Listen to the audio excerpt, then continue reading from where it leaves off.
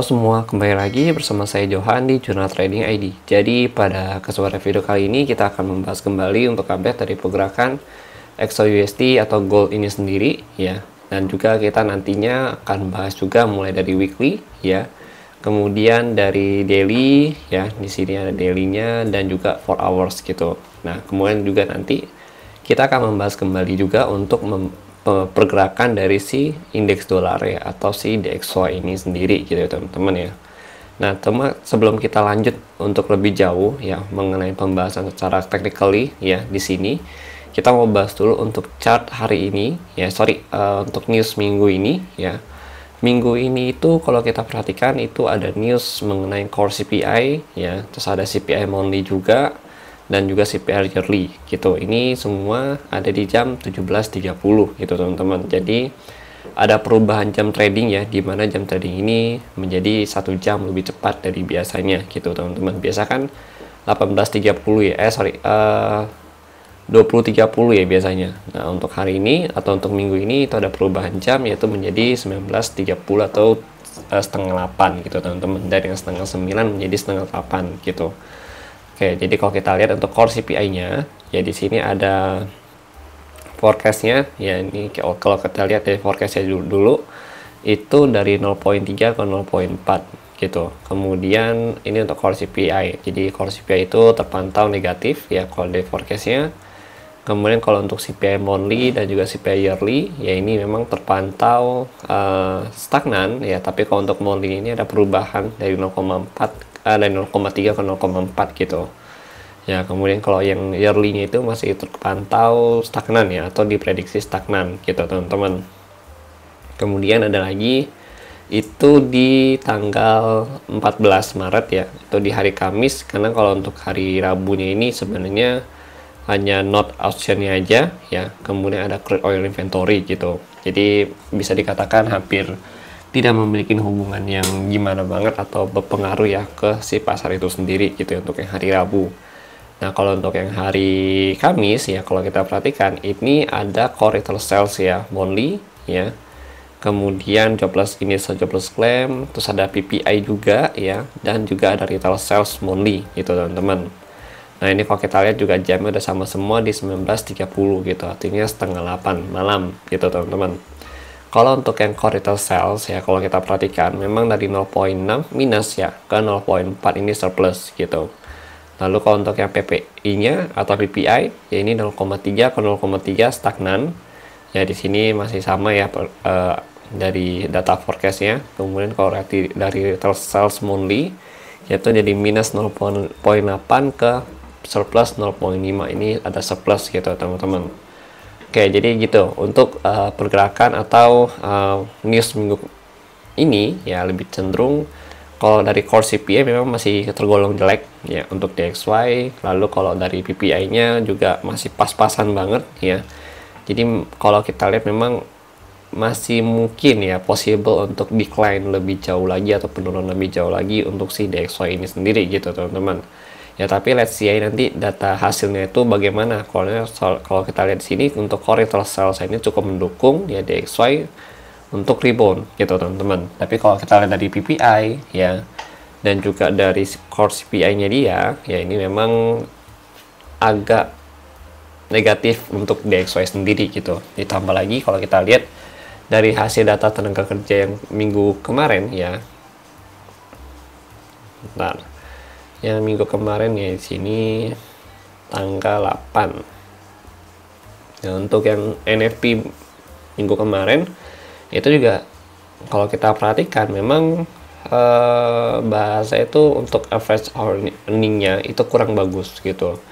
Dari 0.5 turun ke 0.1 gitu kan. Terus unemployment rate-nya juga dari 3,7 ke 3,9, sebenarnya ini malah bertambah gitu ya, bertambah. Dan memang kalau kita perhatikan unemployment rate ini juga sudah dikasih tahu dari level kan loh, dari si jobless claim media dari 215 ke 217 gitu teman-teman. Kemudian kalau untuk ADP-nya juga sama ya, ADP juga lebih bagus, cuma di bawah ekspektasi pasar gitu ya. Tapi memang kalau kita lihat unemployment rate di sini ya, ini sejalan dengan si inilah jobless claim, yaitu 2017 ya, ke dari 2015 ke 2017 gitu. Jadi ada penambahan sebesar 2000. Nah ini juga sama kalau kita lihat dari 3,7 ke 3,9 gitu teman-teman. Nah sedangkan kalau untuk NFP-nya memang hasil dari datanya ini 229 ke 275 memang bagus ya. Cuma kenapa DXY turun? Karena unemployment rate-nya juga naik ya, artinya tingkat pengangguran naik, lalu pendapatannya berturun gitu loh untuk per jamnya gitu. Oke, jadi itu kalau untuk yang minggu kemarin. Nah untuk minggu ini kita fokus lagi untuk ke bagian dari laporan ya keuangan untuk si Fed ini sendiri ya, atau lebih ke arah inflasinya gitu teman-teman.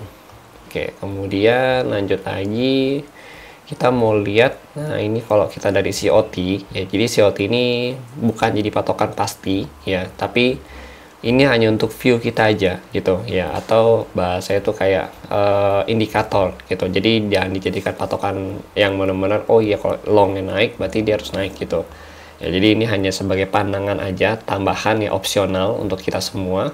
Kalau kita lihat dari COT-nya dia ya, memang kalau kita perhatikan dari minggu ya tanggal 20 ya, bulan Februari 2024 ini mulai ada peningkatan gitu ya. Kemudian di tanggal 27 bulan 2, lalu ini report dari tanggal 3 bulan 5 ya. Memang kalau untuk minggu kemarin ini ada peningkatan ya, dari kurang lebih 5 ribuan ya untuk minggu kemarin. Dan untuk minggu ini kalau kita lihat reportnya itu di 41.000 gitu teman-teman. Tapi perlu kita pantau yang, atau perlu kita waspadain di sini adalah kalau kita lihat memang posisinya untuk saat ini itu sudah mendekatin height yang kemarin gitu, posisinya di sini ya 80 gitu. Nah, jadi memang harus agak berhati-hati ya. Kenapa? Karena posisinya itu dia kan height tertinggi itu kan di bulan 11 ya, tanggal 23 2023 gitu di sini. Nah, ini posisinya gitu. Berarti ini juga sudah mendekatin puncak ya dari COT yang memang berada di level 100 ini gitu teman-teman. Kan kalau bulan si November ini kan dia sampai 100 ya di sini ya gitu. Oke, jadi memang harus agak waspada karena ada lonjakan di sini yang menandakan bahwa transaksi itu sudah hampir berada di level tertingginya dia gitu. Kalau kita lihat dari COT. Oke, ini untuk tambahan.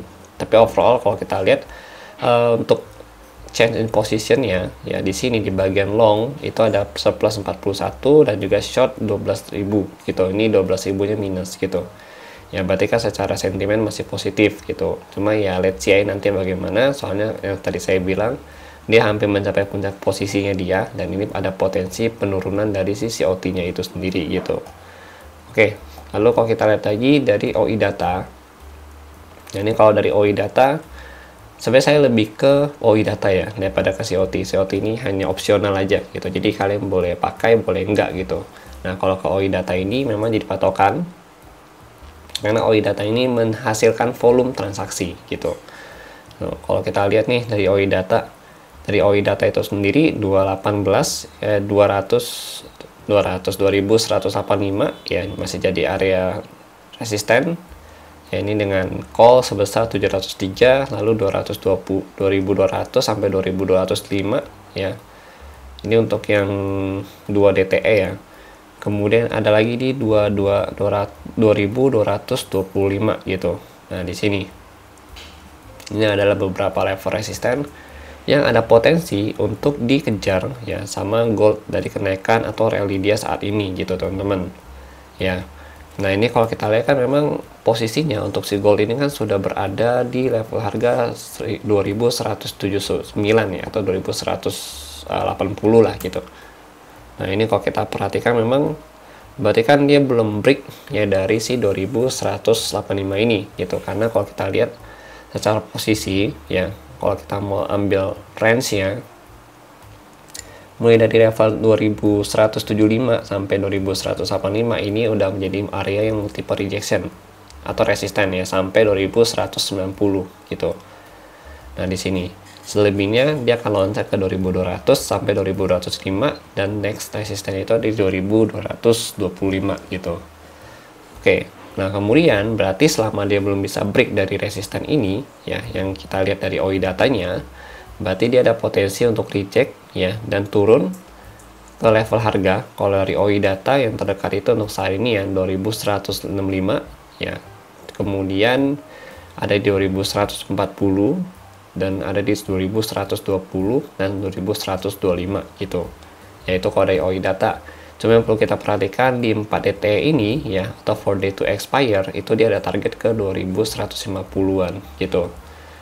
Oke, ini untuk target penurunannya dia gitu. Karena di sini kalau kita lihat ada put money ya sebesar 448 di area 2150, dan ini memang cukup besar dibanding dengan level harga yang lain gitu, teman-teman. Oke. Dan kalau kita perhatikan juga untuk put money di bawahnya itu juga cukup banyak ya. Di 187, 264 dan juga 300 di 2110 gitu. Lalu kalau di atas 2150 yaitu ada di 377 ya. 377 berarti di sini 377 ya, kemudian ada di 2185 lagi ya di sini, dan juga 2200 gitu teman-teman. Ya, ini kalau kita perhatikan untuk yang 4 DTE-nya atau 4 hari menuju expire ya, nilai kontraknya dia gitu.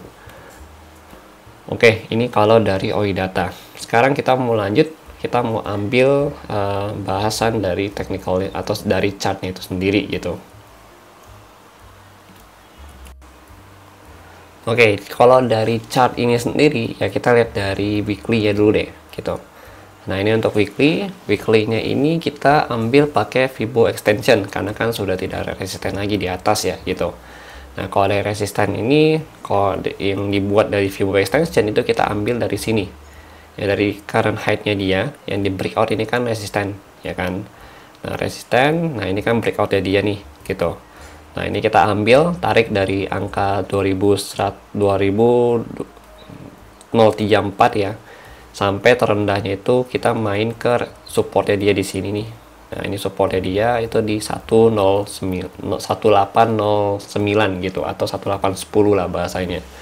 Ya, ini kalau kita lihat, jadi posisinya itu kita menemukan ya kalau untuk saat ini di weekly-nya dia itu dia sedang bertahan atau berhenti di area resisten extensionnya dia itu di 161.8 dan juga 188.8 itu sampai kurang lebih di 173.68 ya, atau di 2173.68 sampai 2234 gitu. Ini untuk area resistannya dia berdasarkan dengan Fibo extension di weekly.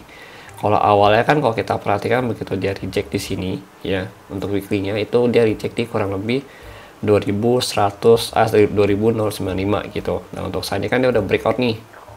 Nah, target dia itu di 2173 ini ya sampai 2234 gitu. Nah, ini artinya selama dia bertahan di bawah sini untuk minggu ini ya, untuk minggu ini nih ya, itu atau lebih tepatnya kalau dia belum bisa break dari 2234 ini ya, berarti dia masih ada potensi untuk turun lagi, untuk retest kembali ke 2095 nya dia di sini gitu teman-teman. Oke. Karena supportnya dia ya berdasarkan dengan Fibo ini itu ada di 2095 gitu, di Fibo 127.2 gitu. Lalu nanti next support weekly-nya dia itu ada di 2034.72 yaitu bertepatan dengan area breakout-nya dia gitu. Jadi kalau kita lihat memang dari candle weekly informasi yang kita dapat ya itu dia sedang berada di area resisten gitu. Lalu penurunan dari supportnya itu ada di 095 ya, kemudian sampai 034.72 gitu. Oke, itu informasi kita dapat.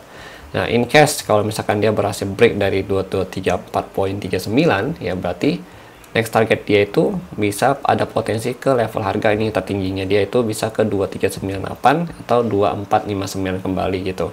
Itu ada di Fibo 261.8 sampai 288.8 gitu ya teman-teman ya. Ini kalau informasinya aja yang kita dapat kalau misalkan dia melanjutkan kenaikan lagi gitu. Oke, itu untuk weekly-nya dia. Nah, jadi setelah untuk weekly ini ya overall dia masih uptrend ya pergerakannya di sini. Jadi kalau misalkan ada penurunan ya lebih baik kita cari posisi buy, terutama di level Fibo ya 095 sampai 034 ini sendiri gitu.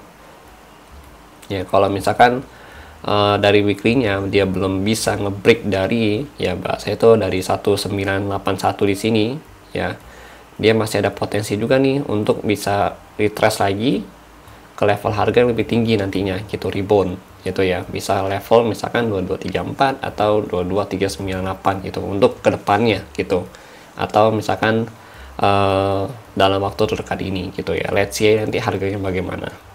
Oke. Nah kemudian kita lihat lagi itu dari bagian weekly daily-nya dia. Kalau di bagian daily ya, ini kalau kita perhatikan, nah ini kita juga pakai Fibo, cuma kalau Fibo ini bisa dikatakan nih Fibo daily-nya dia. Kalau ini kan untuk big view-nya dia di weekly ya kan. Nah ini untuk intraday view-nya, karena kita tarik Fibo-nya itu di time frame daily gitu. Nah untuk time frame daily ini kita tariknya itu dari level harga 288 ya, 2088 di sini, area support yang di break, area resisten yang di breakout. Kemudian sampai 1984 ini adalah area support dari si intraday-nya dia atau daily-nya dia gitu. Jadi kita tariknya dari atas ke bawah gitu ya teman-teman. Nah kalau dari sini kita menemukan atau mendapatkan informasi untuk saat ini si gold ini berada di level harga resisten ya dari si Fibo ya, dan berhenti di sini itu di 2154 ya, 121 ya 52 sampai 2180 gitu. Dan ini kalau kita perhatikan juga candlenya belum closing di atas area 1881.8 nya gitu. Nah kalau misalkan untuk minggu depan atau pada Senin hari nanti ya, dia berhasil break atau open di atas 180 ya, untuk si gold ini sendiri berarti dia nantinya ada potensi untuk naik lagi ke level harga 2256 sampai 2284 gitu. Itu kalau dari area daily-nya dia sendiri gitu. Nah kayak gimana kalau misalkan contoh udah dia bertahan nih untuk daily ya di atas 180 ya, atau dia turun lagi tapi dia nggak ngebreak di 2152 nih gitu. Jadi sini itu berarti dia nantinya masih ada potensi untuk naik lagi ke 2256 ya di sini sampai 28.8 di 2284 gitu teman-teman. Oke, itu kalau misalkan kita lihat dari potensi daily-nya dia gitu ya. Ini potensi daily, jadi belum akan dicapai di hari Senin depan nanti, tapi ini butuh waktu 1 minggu gitu. Soalnya ini intraday view, kalau ini untuk big view-nya dia gitu, untuk bulanan. Ya, kalau ini untuk intraday view berarti dia butuh kurang lebih 1 minggu untuk bisa capai ke level yang kita targetin di tingginya itu di 2256 atau 2284 gitu. Nah, daily-nya di 180 ini kan berarti resisten ya, berarti kalau resistennya ini in case dia Senin ini turun ya, turunnya itu bisa kita targetkan ke 2152 ya di sini, atau terdekatnya itu 2170. Nah 2170 ini di mana? Nanti kita ambil lagi dari area sini ya, di area Fibo retracement di bagian 4 hours nya dia gitu. Ini kita ambil yang bagian daily-nya dulu. Tapi kalau untuk support daily-nya dia itu ada di 2152, kemudian di 2116 ya, ini daily-nya dia, ini ada di Fibo 127.2, ini juga ada rejection di sini. Ya kemudian ya di sini ada rejection-nya dia gitu.